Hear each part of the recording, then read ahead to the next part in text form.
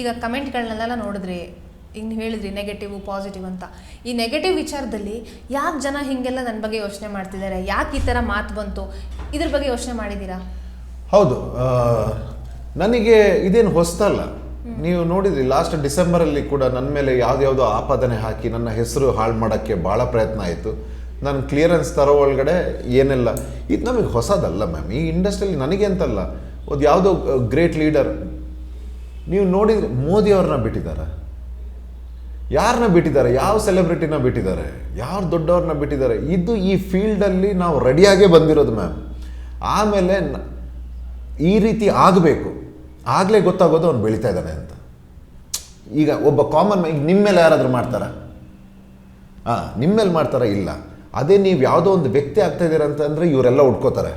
So ನಾನು ಈ ಬೇರೆ ಮಾಧ್ಯಮಕ್ಕೂ ಹೇಳಿದ್ದೀನಿ, ದೊಡ್ಡ ವ್ಯಕ್ತಿ ರಜನಿಕಾಂತ್ ಅವರು, ಸೂಪರ್ ಸ್ಟಾರ್ ಅವರು ವೇದಿಕೆಯಲ್ಲಿ ಒಂದು ಮಾತು ಹೇಳ್ತಾರೆ, ಒಂದು ಊರಾದ್ಮೇಲೆ ಸುಳ್ಳು ಹೇಳ್ದಿರೋ ಬಾಯಿಗಳಿಲ್ಲ, ಬುಗುಳ್ದಿರೋ ನಾಯಿಗಳಿಲ್ಲ, ಇದು ಎರಡೂ ಇಲ್ದಿರೋ ಊರೇ ಇಲ್ಲ ಅಂತ. ನಮಗೆ ಎಲ್ಲಿಗೆ ತಲುಪಬೇಕು ಅಲ್ಲಿಗೆ ತಲುಪ್ತಾ ಹೋಗ್ತಾ ಇರಬೇಕು. ಆಮೇಲೆ ಆ ಜರ್ನಿಲಿ ಇದೆಲ್ಲ ಆಗಬೇಕು. ಇದೆಲ್ಲ ಪಬ್ಲಿಸಿಟಿನೇ. ಈಗಾದ್ರೇ ಗೊತ್ತಾಗೋದು ನೀವು ಏನೋ ಒಂದು ಮಾಡ್ತಾ ಇದ್ದೀರಾ ಅಂತ. ಯಾಕಂದರೆ ಕಾಮನ್ ಮ್ಯಾನ್ ಬೇಕು ಅಂತಂದ್ರೂ ಯಾರು ಟೈಮ್ ವೇಸ್ಟ್ ಮಾಡಲ್ಲ. ಸೊ ಎಗೇನ್, ಒಂದು ಊರಂದಮೇಲೆ ಸುಳ್ಳು ಹೇಳ್ದಿರೋ ಬಾಯಿನೂ ಇಲ್ಲ, ಬೊಗಳ್ದಿರೋ ನಾಯಿಗಳೂ ಇಲ್ಲ. ಸೊ ನಾವು ಏನು ಮಾಡ್ತಾಯಿದ್ದೀವಿ ಕರೆಕ್ಟಾಗೇ ಮಾಡ್ತಾಯಿದ್ದೀವಿ.